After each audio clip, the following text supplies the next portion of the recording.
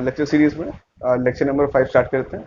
तो आज के लेक्चर में हम पहले कुछ कॉन्सेप्ट्स के बारे में पढ़ेंगे, उसके बाद उससे रिलेटेड कुछ न्यूमेरिकल सॉल्व करेंगे। अब तक जो पहले हमने जो कॉन्सेप्ट्स पढ़ा है उससे रिलेटेड न्यूमेरिकल सॉल्व करने के लिए जो एक बेसिक आइडिया चाहिए होता है हमें, उसके बारे में देखेंगे।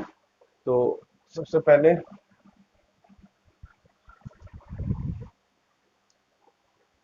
सबसे पहले हमें एक चीज देख लेते हैं कि कोई भी जो बॉडी होती है, चाहे कोई भी मेंबर हो, किसी भी स्ट्रक्चर का मेंबर हो, उसमें लोडिंग की वजह से जो बॉडी किस तरीके से रिएक्ट करेगी, चाहे उसमें कैसे भी हॉरिजॉन्टल फोर्सेस लगे, वर्टिकल फोर्सेस लगे, मूवमेंट लगे, उसकी वजह से वो जो बॉडी है वो इक्विलिब्रियम में रहना रहना चाहिए। इक्विलिब्रियम का कहने का मतलब है कि summation of horizontal forces should be zero. मतलब जितना फोर्स यहाँ से लग रहा है उतना ही यहाँ से लग रहा है। अगर ये फोर्सेस अनबैलेंस होगा, अगर ये इक्वल नहीं होगा, तो बॉडी इधर उधर ट्रांसलेट करना चालू कर देगा। ऐसे ही summation of vertical force should be zero. ऊपर से जितना लोड लग रहा है उतना ही नीचे से लगना चाहिए, वरना बॉडी ऊपर नीचे ट्रांसलेट करने लग जाएगा। ऐसे ही summation of movement should be zero. मतलब बॉडी में जो भी क्लॉकवाइज या एंटी क्लॉकवाइज मूवमेंट लग रहा है, हर पॉइंट के अबाउट उसमें जीरो होना चाहिए। तभी बॉडी को हम कहेंगे कि वो इक्विलिब्रियम में है, वरना बॉडी ट्रांसलेट या रोटेट करना चालू कर देगा। तो किसी भी स्ट्रक्चर को स्टडी करने के लिए हम बेसिक ये तीन इक्वेशंस यूज करते हैं कि summation horizontal forces should be zero, vertical forces should be zero and movement should be zero. मैं लिख देता हूँ इसे। summation horizontal force should be zero, summation of vertical force should be zero, and summation of moment should be zero। ठीक है, ये याद रखेंगे। ये स्ट्रक्चर एनालिसिस में आप पढ़ेंगे कि स्टैटिक इंडिटर्मिनेसी किसे कहते हैं, वो इसी से निकलता है। इसको हम कहते हैं एक्सटर्नल इक्विलिब्रियम इक्वेशन।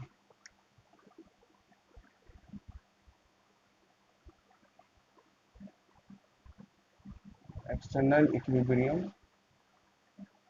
इक्वेशन, ये हमारे पास तीन एक्सटर्नल इक्विलिब्रियम की इक्वेशन है। Summation H equal to zero, summation vertical force should be zero and moment should be zero.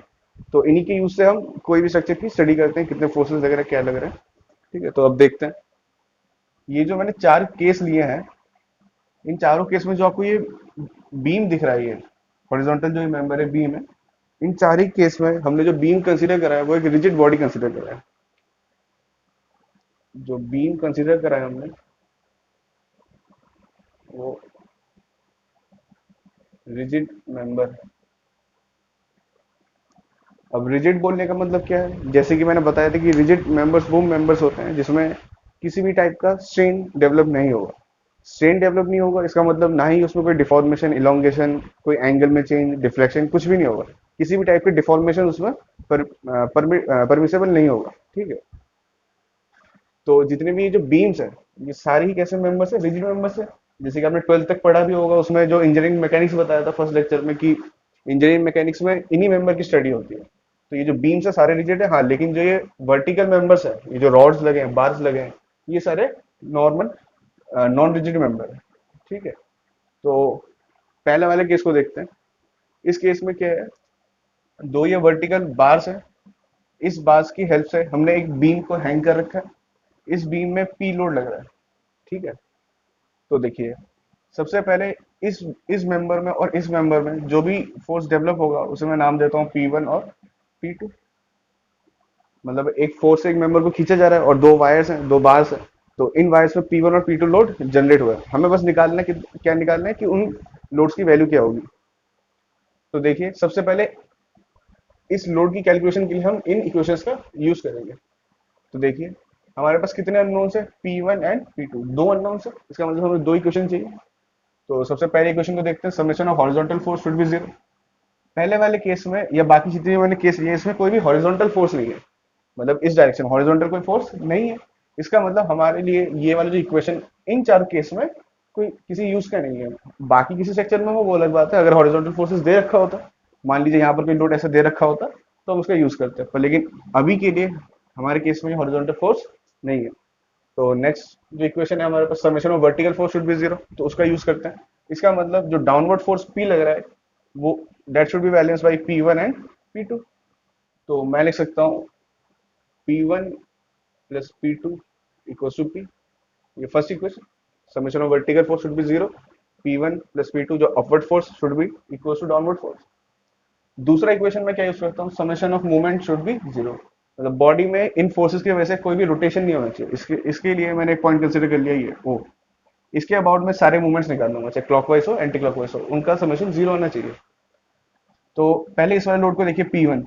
अभी जो P1 लोड है वो इसी पॉइंट के से पास कर रहा है, इसका मतलब ये जो लोड है इसके बाद कोई मूवमेंट जनरेट नहीं करेगा। हमें पता है मूवमेंट क्या होता है, मूवमेंट होता है load P into perpendicular distance E। अब ये जो लोड है वो इसी से पास कर रहा है, कोई परपेंडिकुलर डिस्टेंस नहीं है, इसका मतलब इसकी मूवमेंट जीरो होगी, मूवमेंट कंट्रीब्यूशन। तो बाकी इन दोनों फोर्स का, ये P और E की वैल्यू क्या है L, और इस वाले लोड का 2L। तो मैं अगर समेशन इस पॉइंट के बाद मूवमेंट लिखूं तो पहले क्लॉकवाइज मूवमेंट लिख लेते हैं। क्लॉकवाइज मूवमेंट इस लोड P की वजह से जनरेट हो रहा है, कितना हो रहा है P into L minus P2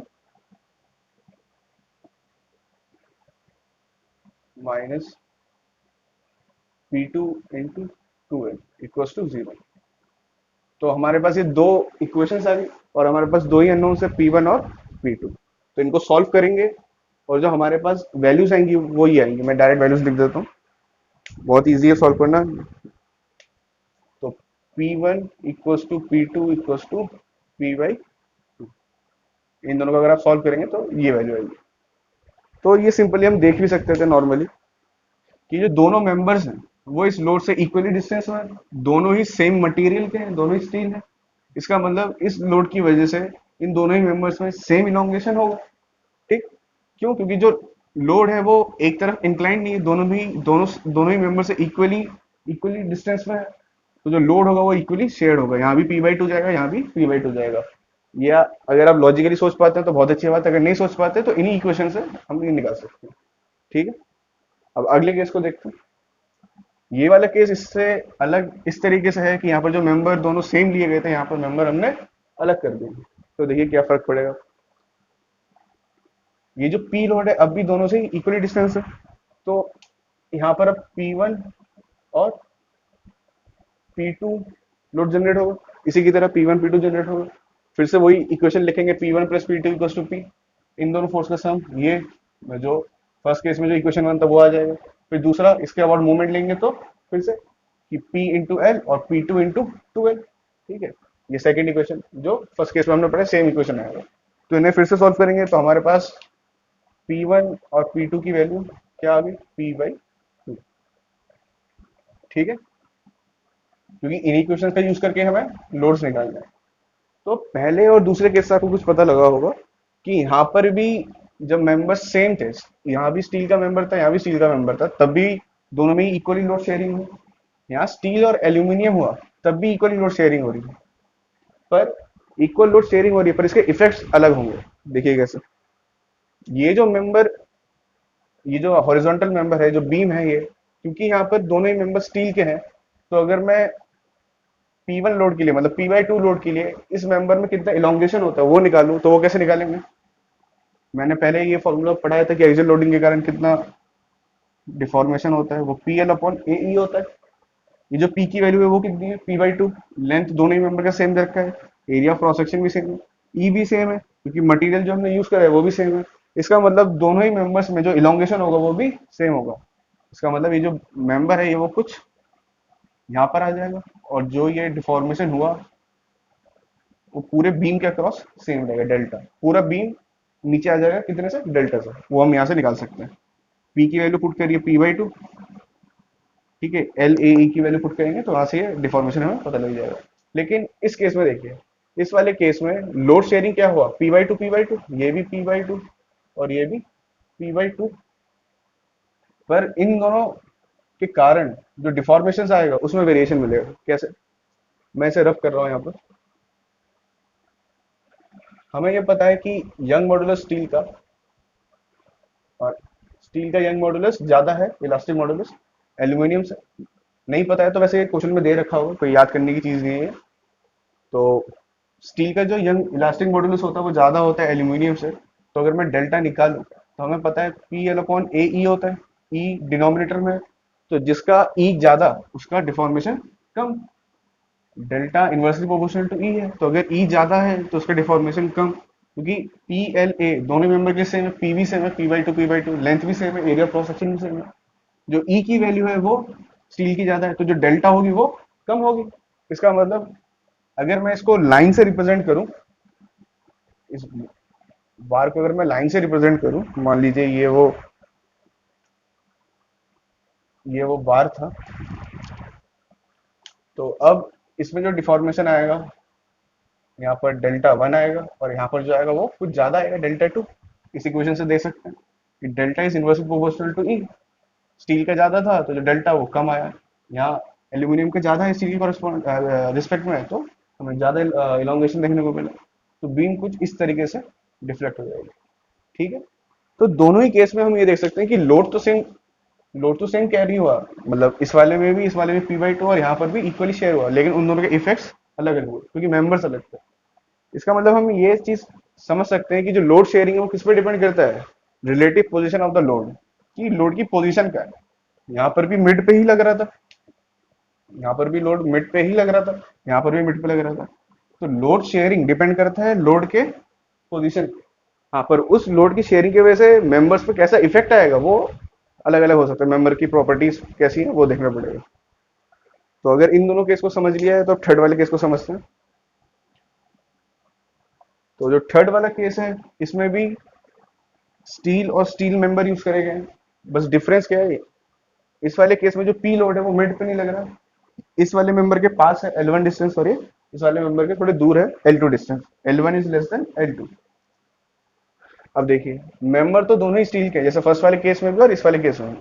पर अब आपको ये क्लियर एक पिक्चर मिल रहा होगा कि जो लोड P1 जो ये वाला मेंबर शेयर करेगा और जो मेंबर P2 ये शेयर करेगा, तो P1 की वैल्यू ज्यादा होगी। क्यों? क्योंकि ये जो लोड है वो इस वाले मेंबर के पास है और इस वाले मेंबर के दूर है। इसका मतलब जो P1 की वैल्यू होगी P2 से ज्यादा होगी। ये तो हम बिना कैलकुलेट करके भी देख सकते हैं। ठीक है, कैलकुलेट करके देख लेंगे। कैलकुलेट कैसे करेंगे? ऐसे इन इक्वेशंस का यूज करेंगे। तो summation of vertical force should be zero. तो पहली इक्वेशन तो वही रहेगी कि P1 plus P2 equals to P, जो यहाँ पर भी थी। मोमेंट इक्वेशन चेंज हो जाएगी।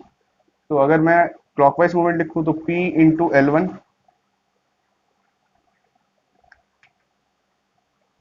P इंटू L1 क्लॉकवाइज, और ये anti clockwise negative P2 into L2 equals to zero.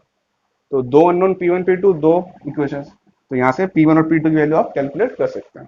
तो जब आप कैलकुलेट कर लेंगे तब आप देखेंगे कि जो P1 की वैल्यू है वो कुछ ज्यादा है P2 से। क्यों? क्योंकि जो लोड P है वो इसके पास है। अब देखिए यहाँ पर डिफॉर्मेशन फिर कैसा आएगा, इसको मैं फिर से लाइन से रिप्रेजेंट करता हूँ। मान लीजिए जो मेंबर था वो कुछ ऐसा था, लोड यहाँ लग रहा था। अब डेल्टा देखिए, डेल्टा का फॉर्मूला वही PL अपॉन में AE। ठीक है, यंग मॉडुलस दोनों का सेम है क्योंकि दोनों ही मटेरियल सेम है, स्टील का लेंथ भी सेम है, एरिया क्रॉस सेक्शन भी सेम है। लेकिन अब क्या चेंज हो गया, अब जो लोड शेयरिंग हो रही है वो चेंज हो गई। यहाँ पर P1 है, यहाँ पर P2 है। P1 की वैल्यू ज्यादा है P2 से, तो मतलब डेल्टा वन होगा वो ज्यादा होगा डेल्टा टू से। मतलब अब ये जो बीम है यहाँ डेल्टा वन और यहाँ कुछ कम डेल्टा टू, तो बीम ऐसे डिफ्लेक्ट हो जाएगा। ठीक है, अगर इन केसेस को समझ लिया तो अब लास्ट केस की तरफ चलते हैं। ये इंपॉर्टेंट केस है, तो इसके लिए मैं ये नीचे का रब कर देता हूँ।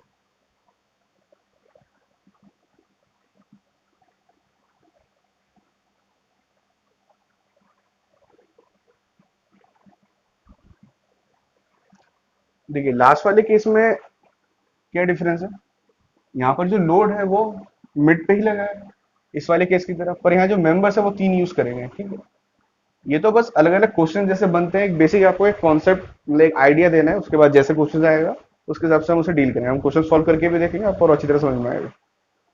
तो यहाँ पर जो मेंबर्स है वो तीन मेंबर्स है। जो एक्सट्रीम मेंबर्स है वो सेम मटेरियल का है, स्टील का है, और जो बीच वाला मटेरियल है वो एल्यूमिनियम का है। तो हमें ये तो पता है कि यंग मॉडुलस ऑफ स्टील ज्यादा होता है यंग मॉडुलस ऑफ एल्यूमिनियम से।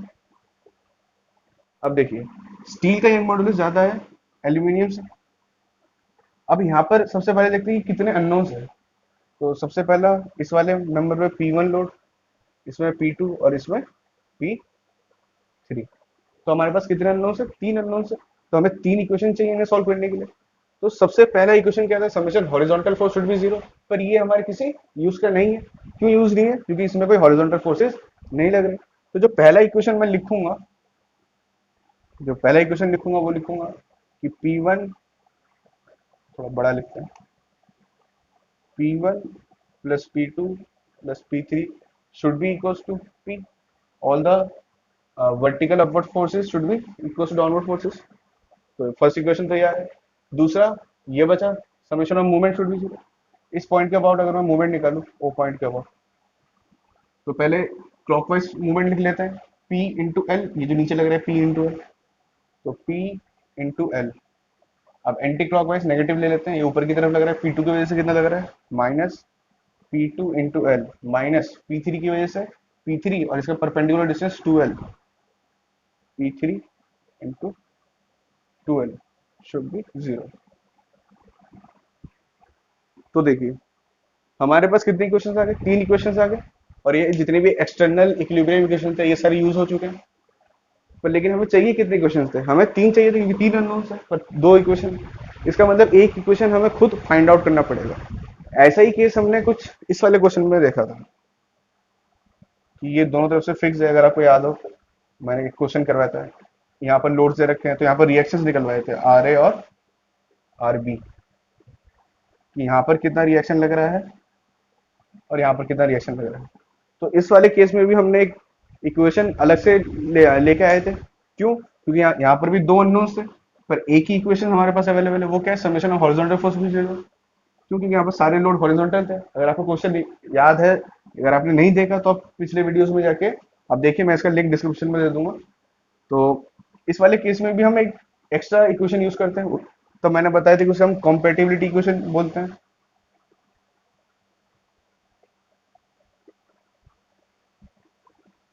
कॉम्पेटिबिलिटी इक्वेशन क्या होता है, ये इक्वेशन आपके डिफॉर्मेशन और लोड के बीच में एक रिलेशन स्टेब्लिश करके देता है।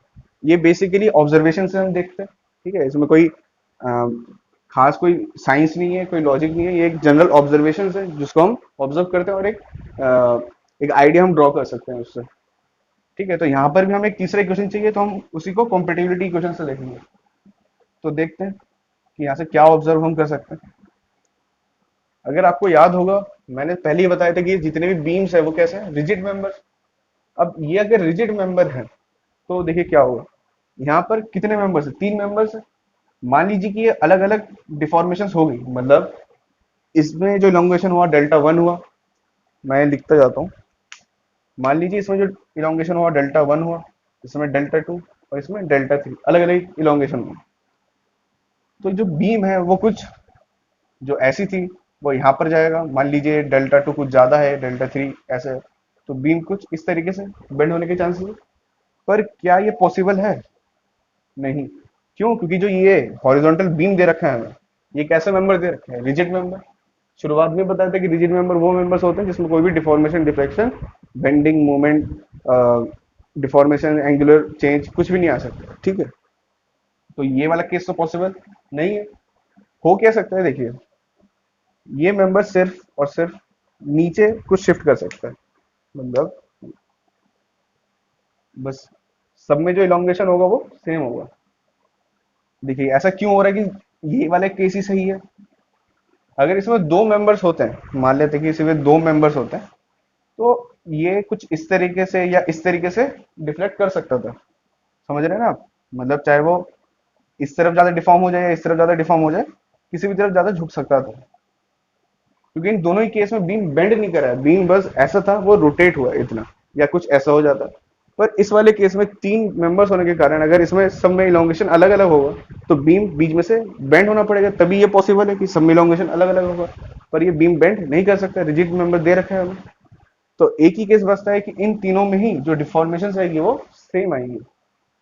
ठीक है, तो मतलब जो P1, P2, P3 जो लोड्स होंगे, लोड कुछ इस तरीके से ये मेंबर शेयर करेंगे कि तीनों ही मेंबर में जो इलोंगेशन होगा वो सेम होगा, ताकि जो ये कंडीशन है कि ये बीम रिजिड है, इसको सेटिस्फाई कर सकें हम।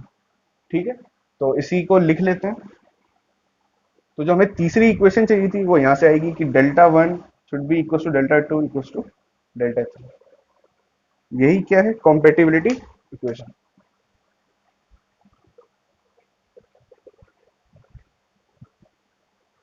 ठीक है, तो delta one equal to delta two equal to delta three. ये आपको समझ में आया होगा लॉजिकली कि ये बीम दूसरे तरीके से बेंड नहीं हो सकता रिजिड मेंबर दे रखा था। तो इसमें अगर हम वैल्यूज पुट करें तो डेल्टा वन की वैल्यू पुट करूँ तो हो जाएगी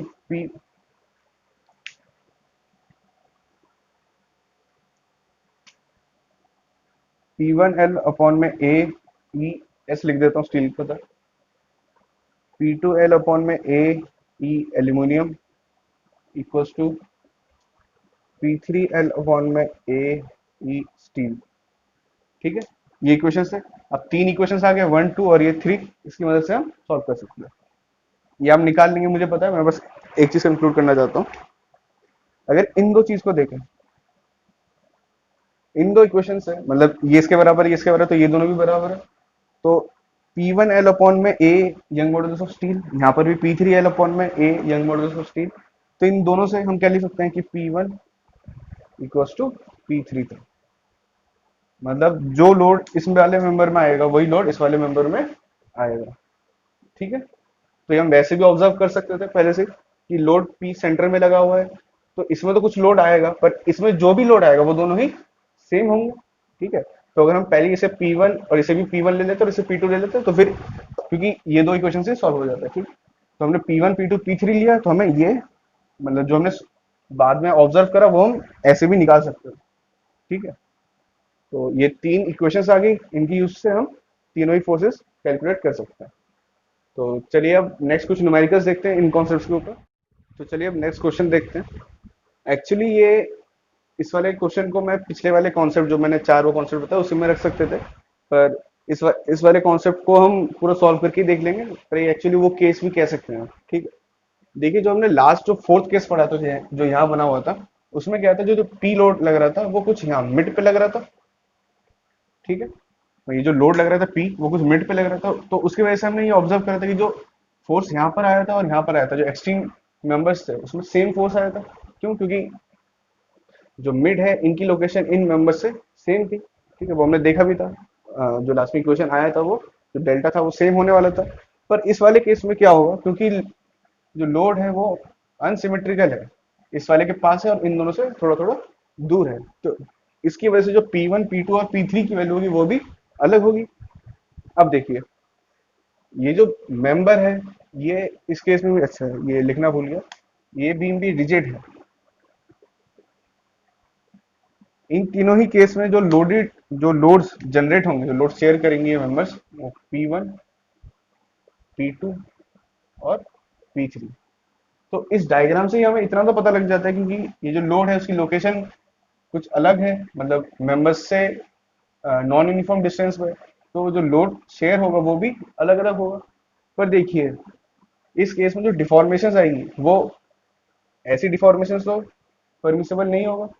ज्यादा से ज्यादा क्या हो सकता है कि ये जो मेंबर ये था वो ऐसे डिफ्लेक्ट हो जाए, मतलब ये जो मेंबर ऐसे था, ये यहाँ से क्योंकि लोड इस वाले मेंबर के पास है, तो यहाँ से लोड लगेगा तो ये कुछ नीचे झुक जाएगा। ठीक है, तो जो लोड P1 P2 P3 होगा उसकी वजह से डिफॉर्मेशन आएगा वो इस मेंबर को ऐसे डिक्लाइन झुका देगा इसे। पर ऐसा डिफॉर्मेशन पॉसिबल नहीं है, तो लोड डिस्ट्रीब्यूट भी कुछ इस तरीके से ही होगा। ठीक है, तो अब देख लेते हैं कैलकुलेट कैसे करेंगे। तो यहाँ पर अननोन्स कितने हैं, P1 P2 P3, तीन अननोन्स है, तो फिर से हमें वो तीन एक्सटर्नल इक्विलिब्रियम इक्वेशन यूज करना पड़ेगा, उन्हीं की मदद से हम निकालते हैं। तो देखते हैं, सबसे पहले summation horizontal force should be zero. पर ये वाला इक्वेशन हमारा किसी काम का नहीं है, नो यूज है। क्यों? क्योंकि कोई भी हॉरिजॉन्टल फोर्स नहीं दे रखा। अब दूसरा जो एक्सटर्नल इक्विलिब्रियम इक्वेशन है वो क्या है, summation of vertical force should B. देखिए, जो वर्टिकल फोर्सेस क्या है, एक तो ये डाउनवर्ड फोर्स 40 किलो न्यूटन और P1 P2 P3 अपवर्ड, तो ये दोनों ही बैलेंस होने चाहिए। Upward force P1 plus P2 plus P3 should be equals to downward force 40 kilo newton. तो ये first equation. Second equation, summation of movement should be zero equilibrium के लिए। तो मान लेते हैं कि मैंने ये पॉइंट कंसीडर करा ओ, इसके बाद सारे फोर्सेस का मूवमेंट देख लेते हैं। तो देखिए, जो डाउनवर्ड मतलब क्लॉकवाइज मूवमेंट लगेगा वो 40 की वजह से लगेगा, वो कितना लगेगा 40 इंटू ए क्लॉकवाइज, और बाकी एंटी क्लॉकवाइज मैंने नेगेटिव से डिनोट कर दिया, वो कितना होगा P2 की वजह से, कितनी डिस्टेंस दूर है 2a माइनस P3 ये भी एंटी क्लॉकवाइज, और ये कितना दूर है, 2a प्लस 2 है 4 है, P3 इंटू 4 शुड बी 0। तो ये हमारे पास और एक इक्वेशन आ गई। चलिए इसे थोड़ा और अच्छी तरह लिख लेते हैं, इसको ऐसे लिख लेते हैं कि 40 ए तीनों में ही ए है, इसे कैंसिल कर देते हैं, और ये बन जाएगा P2 प्लस, अच्छा 2 से भी डिवाइड कर दीजिए, यहाँ भी 2 है, यहाँ 4 है, यहाँ 40 है, तो ये 40 बन जाएगा 20, ये बन जाएगा P2 plus 2 P3, equation number 2। तो फर्स्ट इक्वेशन तो ये आ गई, सेकंड इक्वेशन ये आ गई। तीन अननोन से तो हमें और एक इक्वेशन जनरेट करना पड़ेगा। अब वो इक्वेशन क्या होगी, कॉम्पेटिबिलिटी इक्वेशन होगी। देखते हैं कैसे करेंगे। अब इस मेंबर के अरेंजमेंट और ये जो लोड का पोजीशन है, इससे हमें ये तो पता लग गया कि मेंबर सिर्फ जो ऐसा है वो कुछ ऐसे ऐसे डिफ्लेक्ट करेगा, ठीक है। तो अगर इसी के डिफ्लेक्शन को हम ड्रॉ करें, ये मेंबर था, ये ओरिजिनल मेंबर था। अब इस यहाँ पे इस पॉइंट पे जो डिफॉर्मेशन आएगा वो डेल्टा 1 होगा, ज्यादा होगा क्योंकि ये लोड कैरी ज्यादा कर रहा होगा, और यहाँ पर जो होगा वो डेल्टा 3 होगा। मेंबर कुछ इस तरीके से इंक्लाइंड होगा, और बीच में जो ये वाला मेंबर कर रहा है वो डेल्टा 2 होगा, ठीक है। ये समझ में आता है, ये डेल्टा 1, ये डेल्टा 2, और ये डेल्टा 3 लॉन्गिट्यूड। अब यहाँ से हम क्या इक्वेशन जनरेट कर सकते हैं, देखिए इसको अगर मैं जैसे ट्राइंगल यहाँ से एक लाइन ड्रॉ करूँ,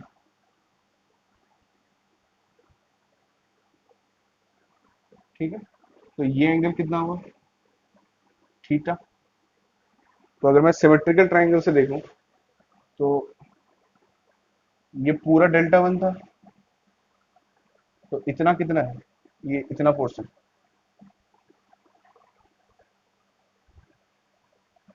ये है डेल्टा 1 माइनस डेल्टा 3, है ना। ये पूरा डेल्टा 1, इतना डेल्टा 3 था, तो ये पोर्शन कितना बचा, डेल्टा 1 माइनस डेल्टा 3। ऐसे ही ये वाला पोर्शन कितना है, जो सिर्फ ये है, ये डेल्टा 2 माइनस डेल्टा 3, ठीक है। तो चलिए अब सिमेट्रिकल ट्राइंगल अगर हम यूज करें इस वाले ट्राइंगल में, तो मैं लिख सकता हूँ delta 1 minus delta 3 divided by, ये लेंथ टोटल कितना है, 2a प्लस a 4 है, equals to delta 2 minus delta 3 divided by 2a, ठीक है। ये इक्वेशन आ गई। तो हमारे पास तीन इक्वेशन आ गए, तीन ही अननोन्स थे, तो अब इजीली से हम सॉल्व कर सकते हैं। तो अब सॉल्व करके देख लेते हैं, ठीक है। ये डायग्राम अब नोट कर लीजिए, मैं इधर इरेज कर रहा हूँ इसे।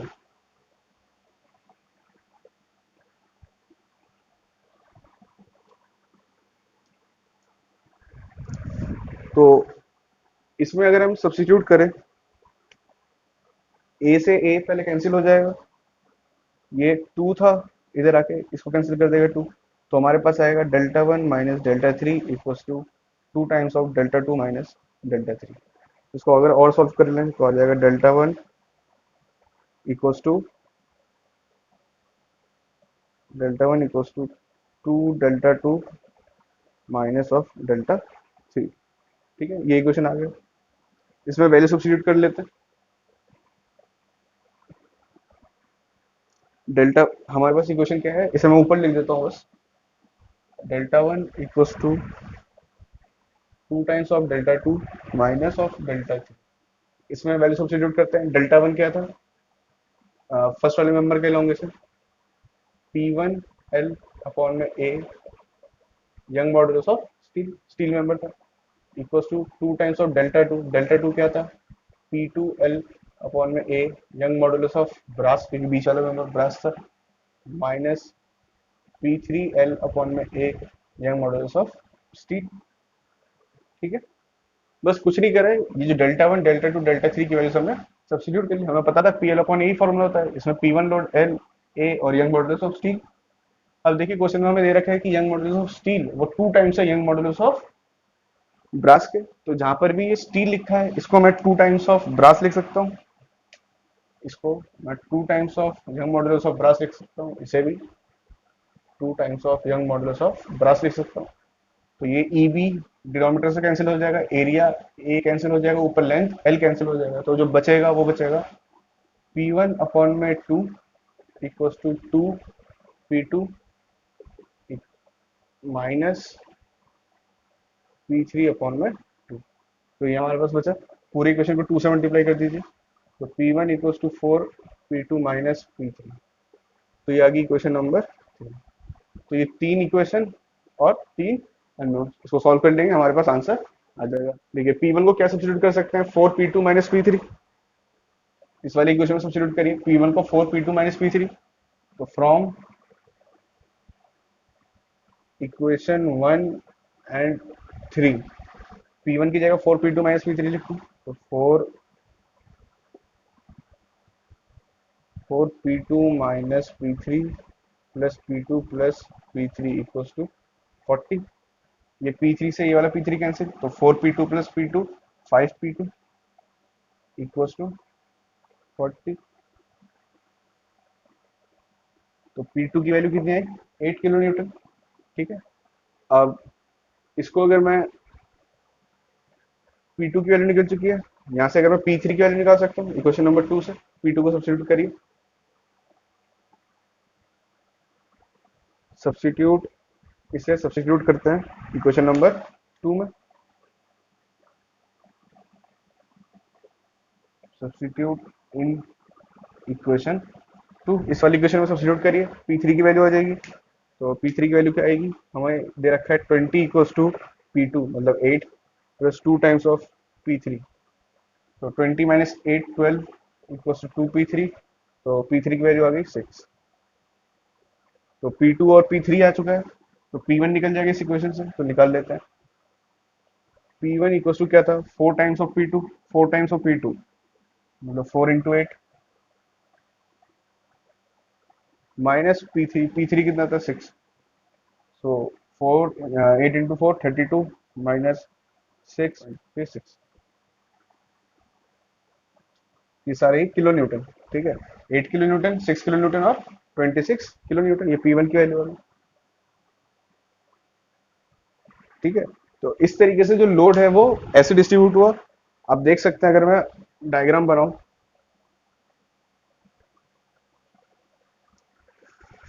ये 3 मेंबर्स थे, तो लोड यहाँ लगा हुआ था।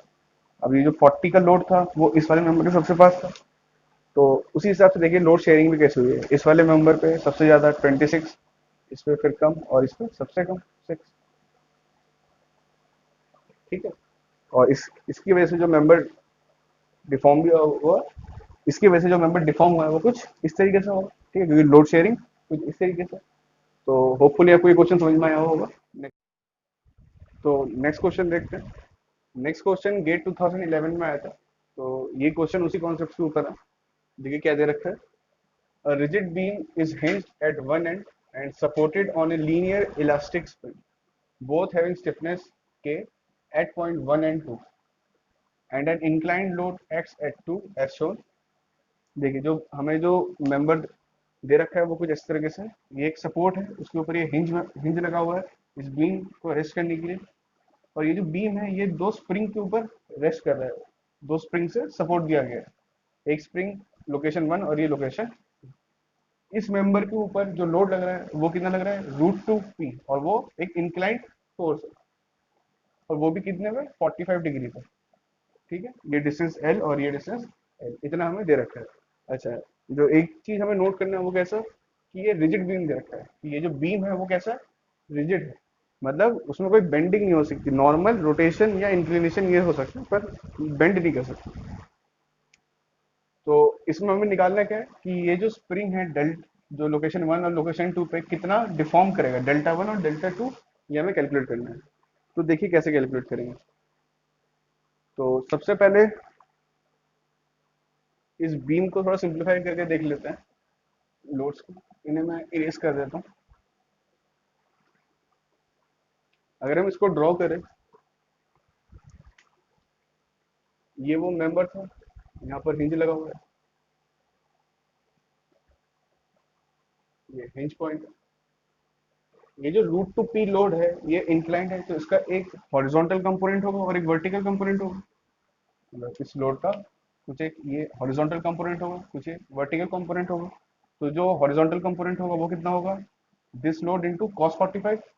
ठीक है, तो अगर हम निकालें तो यहाँ पर जो हॉरिजॉन्टल फोर्स लगेगा वो लगेगा P, और इसका अगर साइन 45 निकाले तो वो भी P। ठीक है। अब देखिए, ये जो मेंबर्स हैं वन और लोकेशन वन और लोकेशन टू पे, यहाँ पर जो रिएक्शन देगा वो देगा फोर्स F1, और यहाँ पर F2। ठीक है। यहाँ पर जो इसके वजह से जो रिएक्शंस लगेंगे F1 और ये F2 रिएक्शन लगेगा। तो अब देखते हैं, देखिए ये जो बीम है ये कुछ इस तरीके से बेंड करेगा। ठीक है। तो यहाँ पर अगर हम देखें तो ये जो डिफॉर्मेशन आया डेल्टा 2, और यहाँ पर जो डिफॉर्मेशन आया, अगर इसको मैं शो करूँ डेल्टा 1, इतना ही डिफॉर्मेशन आएगा। मतलब ये दोनों सेम ही लाइन है, जगह ही नहीं है। चलिए मैं ऐसे ऐसे डाल,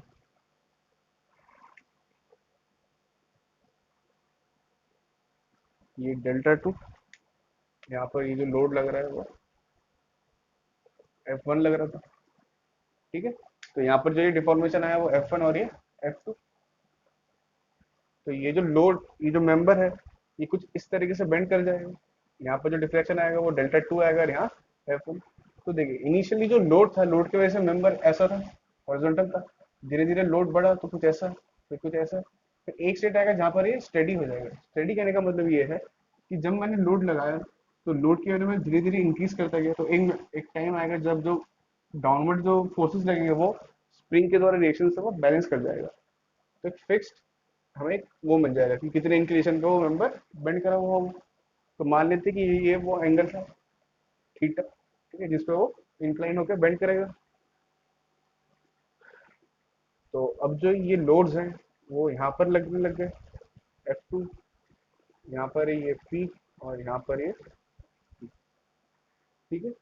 ये जो बीम था वो ऐसे डिफ्लेक्ट कर गया, ये ऐसा था, ऐसे झुक गया ये।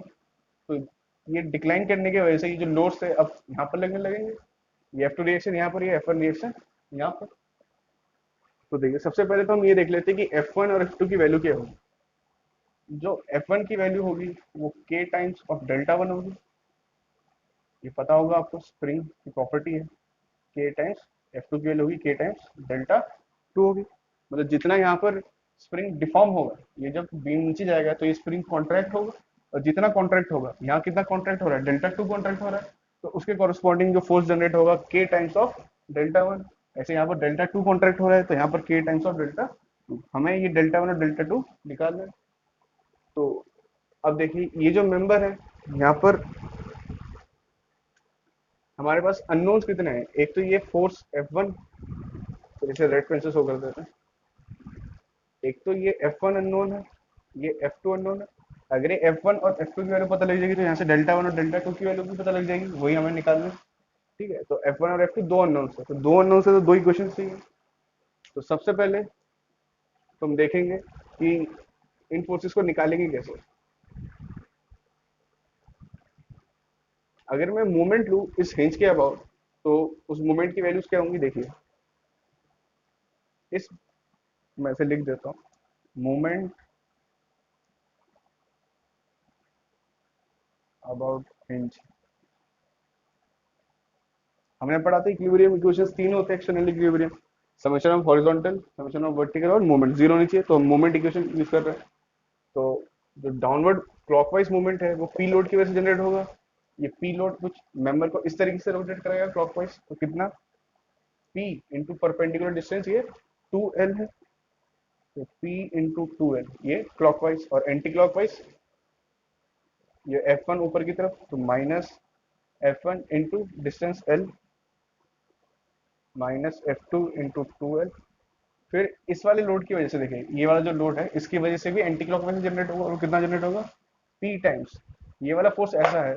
तो इस पॉइंट के अबाउट, इस वाले पॉइंट के अबाउट जो परपेंडिकुलर डिस्टेंस है वो ये है डेल्टा 2, तो P times delta 2 should be 0। ठीक है। अच्छा, एक चीज दिमाग में आ रहा होगा कि जो ये F1 था इसका परपेंडिकुलर डिस्टेंस तो ये होगा, पर जब बीम डिफ्लेक्ट हो गया तो L तो ये था, तो ये कितना होगा, ये L से थोड़ा कम हुआ। और जैसे कि हमें पता है कि जो डिफॉर्मेशन हम सोम में यूज करते हैं वो बहुत ही कम होता है, इलास्टिक लिमिट में रहता है। तो ये जो चेंज है वो बहुत नेग्लिजिबल है, माइन्यूट चेंज है, तो इसको हम निग्लेक्ट कर सकते हैं। ये तो डायग्राम में मैंने शो करा है कि बीम इतना डिफ्लेक्ट होगा, पर एक्चुअली में ये बहुत कम होगा। तो F1 को हम नॉर्मली इसी लेंथ के अबाउट निकाल सकते हैं, तो F1 into L, F2 into two L, ये आ गया। अब देखिए यहाँ पर जो डेल्टा वन और डेल्टा टू है, ये जो मैग्नीट्यूड है, तो इसकी वजह से जो ये मोमेंट जनरेट हुआ ये वाला P टाइम्स डेल्टा टू, ये बहुत ही कम है एज कम्पेयर टू, मैं अगर इनको देखूं, क्योंकि जो ये लेंथ है, परपेंडिकुलर डिस्टेंस है, जहाँ पर एल टू एल है, वहां पर ये सिर्फ डेल्टा टू है, तो इसको हम निग्लेक्ट कर सकते हैं, ठीक है, सॉल्व करने के लिए। तो एक इक्वेशन तो हमारे पास ये आ गई कि F1 और F2 के बीच में एक इक्वेशन हमारे पास ये मौजूद है। दूसरी इक्वेशन क्या होगी कि summation of vertical forces should be zero. अच्छा, अगर हम ये इक्वेशन यूज करते हैं कि summation of vertical force should be zero, तो पहले मुझे इस बॉडी का एफबीडी बनाना पड़ेगा। एफबीडी कैसे बनाएंगे, देखिए, पहले तो ये फिर सपोर्ट रिएक्शन मुझे निकालना पड़ेगा कि ये जो मेंबर, ये जो सपोर्ट है, इसमें कुछ वर्टिकल सपोर्ट दे रहा होगा और ये कुछ हॉरिजॉन्टल सपोर्ट दे रहा होगा, तो पहले मुझे ये फाइंड आउट करना पड़ेगा। तो ये फाइंड आउट अभी मैं नहीं करूंगा, तो इसका मतलब मैं उन समेशन ऑफ हॉरिजॉन्टल फोर्स, मतलब ये जो था, और समेशन ऑफ वर्टिकल फोर्स, इसे मैं यूज अभी के लिए नहीं कर सकता। कर सकता था अगर मैं ये पहले निकाल लेता, तो इसकी जरूरत नहीं, देखिए कैसे पिछले केस में ये क्यों यूज कर पा रहे थे, क्योंकि यहाँ पर मेंबर कुछ ऐसा था, ये P1, ये P2, ये P3, नीचे P, तो सारी फोर्स मैं कंसिडर कर लिया था। यहाँ पर पहले फिर इन्हें निकालना पड़ेगा, तो इस मेंबर का पहले एफबीडी बनाना पड़ेगा कि यहाँ पर वर्टिकल कितना है, हॉरिजॉन्टल कितना है, यहाँ पर ऐसे है, यहाँ पर ऐसे है, ये स्प्रिंग और ये स्प्रिंग, तभी तो मैं कहूँगा कितना हॉरिजॉन्टल और कितना वर्टिकल फोर्सेस का समेशन जीरो है। तो थोड़ा सा लेंदी हो जाएगा, उससे बढ़िया मैं ऐसे करके सॉल्व कर सकता हूँ। ये जो थीटा एंगल है, इसकी वजह से जो डिफॉर्मेशन आया, तो ये ट्राइंगल बना, सिमेट्रिकल ट्राइंगल से मैं एक रिलेशन निकाल सकता हूँ इनके बीच में। अच्छा, ये डेल्टा वन, ये डेल्टा वन, तो देखिए क्या रिलेशन निकलेगा, मैं इस वाले पोर्शन को रफ कर रहा हूँ।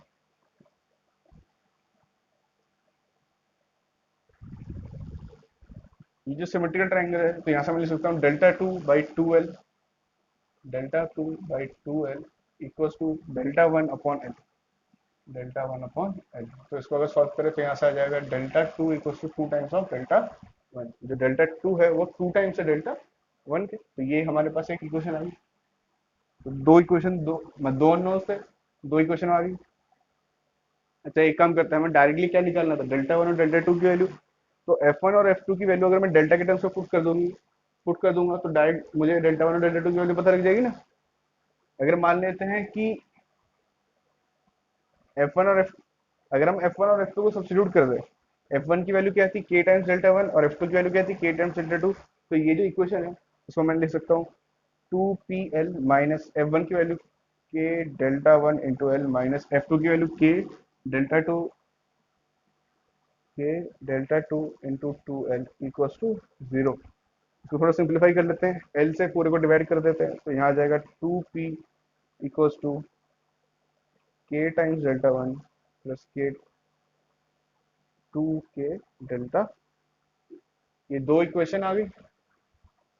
यहाँ इसको अगर हम यहाँ सब्स्टिट्यूट करें, तो देखिए क्या आएगा, डेल्टा टू को क्या लिख सकता हूँ, to times of delta one, यहाँ सब्स्टिट्यूट करिए, तो टू पी इक्वल्स टू के डेल्टा वन प्लस टू के डेल्टा टू, ये डेल्टा टू था, डेल्टा टू को मैं लिख रहा हूँ to times of delta one. बस सिंपली ये जो मैं कर रहा हूँ, इक्वेशन सॉल्व कर रहा हूँ, इक्वेशन बन गई थी, इन दो इक्वेशन को सॉल्व करके हम अननोन्स निकालेंगे।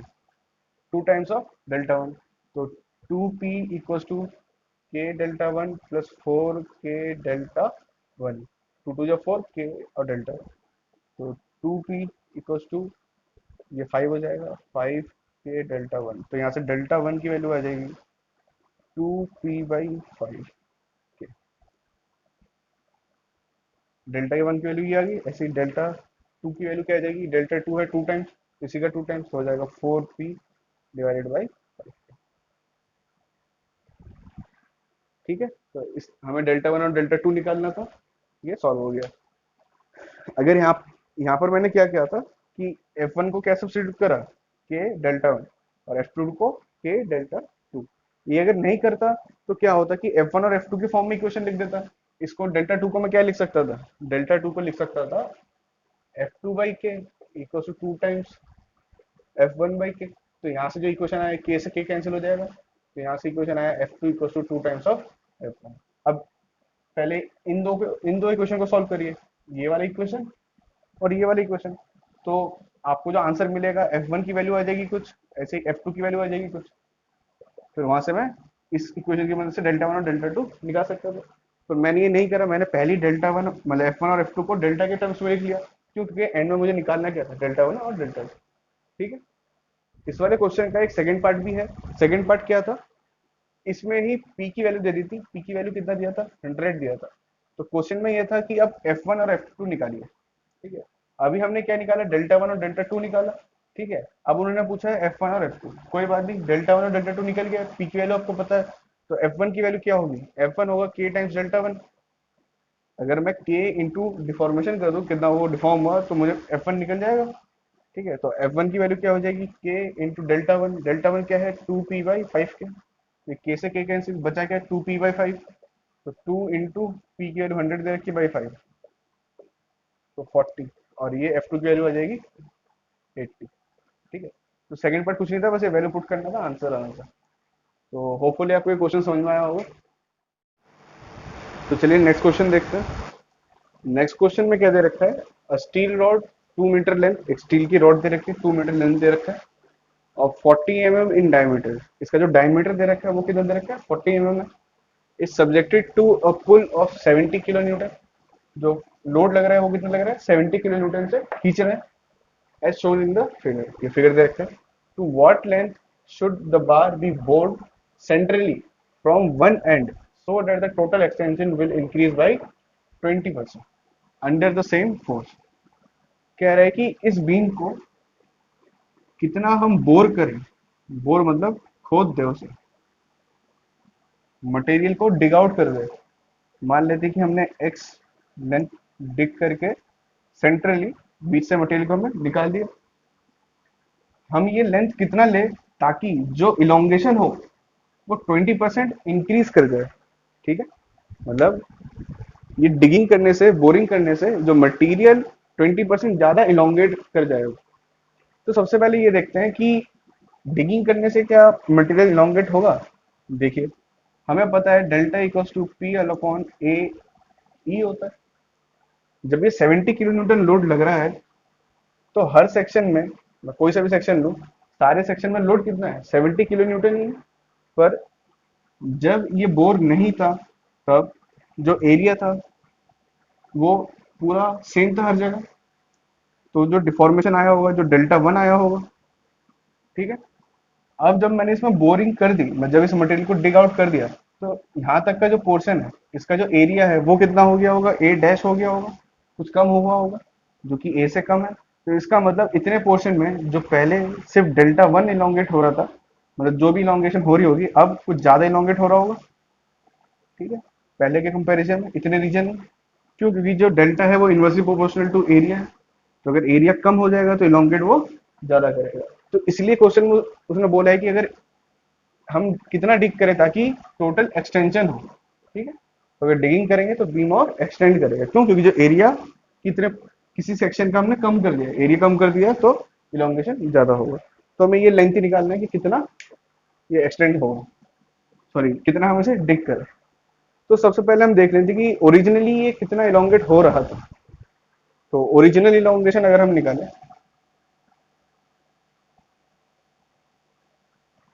कि ओरिजिनल इलोंगेशन मतलब विदाउट डिगिंग, विदाउट बोरिंग, हमने बोरिंग नहीं करी तब कितना इलोंगेट हो रहा था।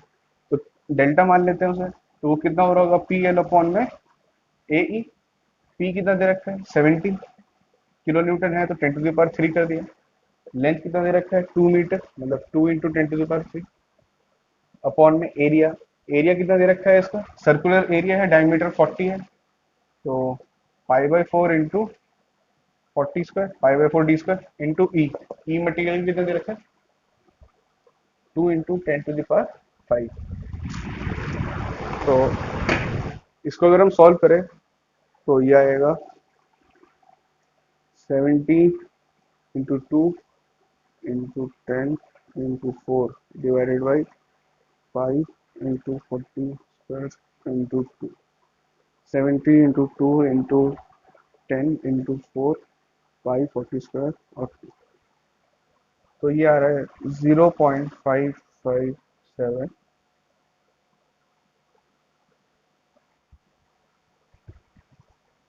तो जो इलोंगेशन आ रहा है वो आ रहा है 0.557 mm। ठीक है, ये ओरिजिनल इलोंगेशन था, मतलब जब इसमें कोई बोरिंग नहीं करी गई तब इतना इलोंगेट हो रहा था। अब आगे देखते हैं। अब हमने मेंबर को बोरिंग करा तो हमें कितना इलोंगेशन चाहिए, हमें चाहिए 20% ज्यादा। ठीक है, तो जो डेल्टा डैश होगा वो कितना हो जाएगा, डेल्टा का 20% ज्यादा, तो 1.2 इंटू डेल्टा। तो ये कितना आ जाएगा, 0.557 इंटू 1.2, 0.608 4। ठीक है, तो अब हमें जो इलोंगेशन चाहिए टोटल वो कितना चाहिए, 0.6684। तो चलिए अब देखते हैं। ऊपर वाले पोर्शन को मैं रफ करता हूँ।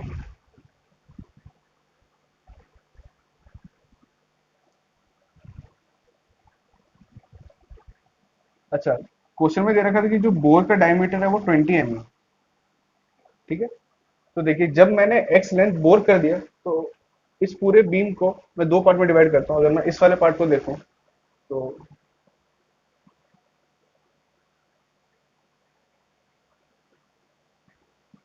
तो ये वो एक्स लेंथ था। ठीक है, इसमें ये बीच में से डिक करा गया, ये पोर्शन अब नहीं। पर अब भी जो लोड लग रहा है वो कितना है, वो 70 है, 70 किलो न्यूटन। ठीक है, अब ये तो ये वाला पोर्शन हो गया। अब बाकी जो पोर्शन बचा वो ये वैसा ही 70। और जो पोर्शन में लेंथ बचा वो 2 - x बचा, 2 - x। ठीक है, तो अब इलोंगेशन निकाल लेते हैं। तो इसमें जितना इलोंगेशन होगा प्लस इसमें जितना इलोंगेशन होगा वो किसके बराबर होना चाहिए, जो हमें इलोंगेशन चाहिए 20% ज्यादा, कितना चाहिए था। तो इसको अगर देखें तो डेल्टा डैश इक्वल टू ये डेल्टा वन प्लस इसका इलोंगेशन डेल्टा टू। तो डेल्टा वन कितना हो जाएगा, ये हो जाएगा पी। पी कितना है 7। पहले फॉर्मूला लिख देता हूँ, पी एल अपॉन में ए ई। ऐसे यहाँ पर भी पी एल अपॉन में ए ई। पी की वैल्यू कितनी है, 70 × 10⁻³ ठीक है, क्योंकि 70 किलो न्यूटन था। इंटू लेंथ, लेंथ क्या है एक्स, ये एक्स मीटर में है। ठीक है, तो ये 10⁻³ अपॉन में एरिया, एरिया कितना है पाई/4। अब एरिया क्योंकि बीच में से आपने डिक कर दिया तो एरिया जो बचा इतना। ठीक है, 40 square minus 20 square into E, 2 × 10⁻²,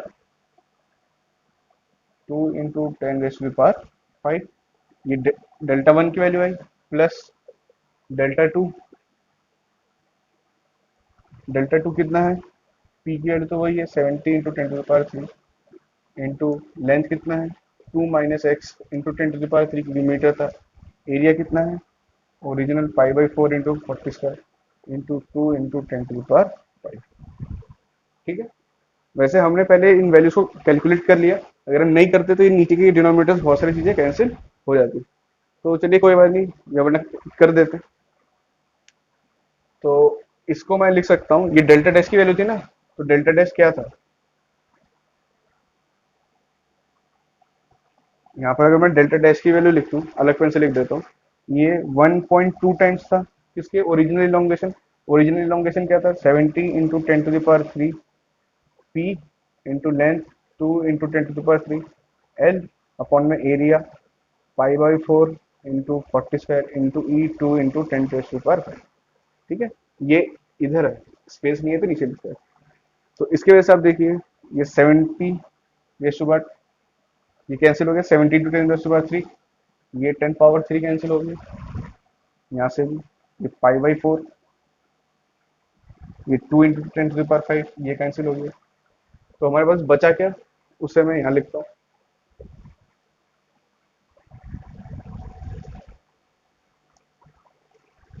तो जो बच गया है यहाँ पर वो है 1.2 डिवाइडेड बाई 40। न्यूमरेटर में तो हाँ ये 2 है, 1.2 into 2 divided by 40 square equals to, यहाँ क्या बचा है, x divided by 40 square minus 20 square plus यहाँ बचा है 2 - x डिवाइडेड बाई 40 स्क्वायर। अब इसको सॉल्व कर लेंगे, यहाँ से x की वैल्यू हमें मिल जाएगी। तो इसको सॉल्व कर लेते हैं जल्दी से।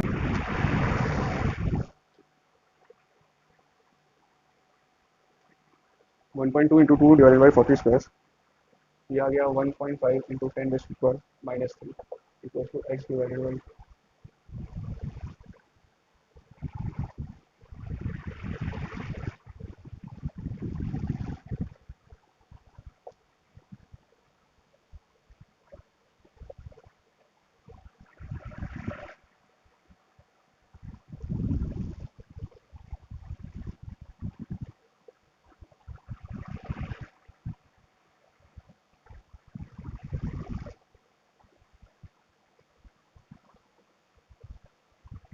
तो ये क्वेश्चन है हमारे पास, इसको सॉल्व कर लेते हैं।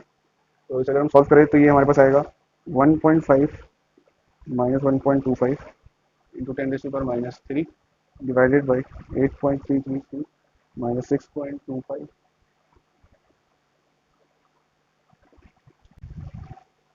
तो जो x की वैल्यू आ रही है वो है 1.2।